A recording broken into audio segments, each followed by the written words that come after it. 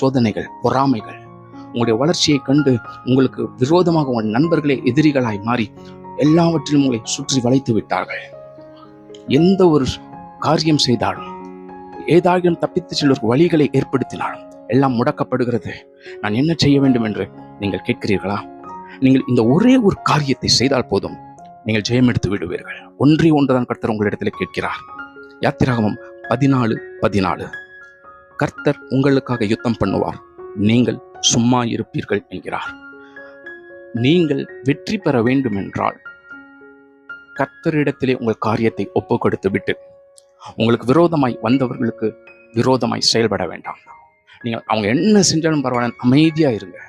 கர்த்தர் யுத்தம் செய்யும் பொழுது அந்த எகிப்தியர்களை நீங்கள் உங்களுடைய வாழ்நாட்கள் முழுவதிலும் காணப்போவதில்லை, சமாதானமாய் காணப்படும்.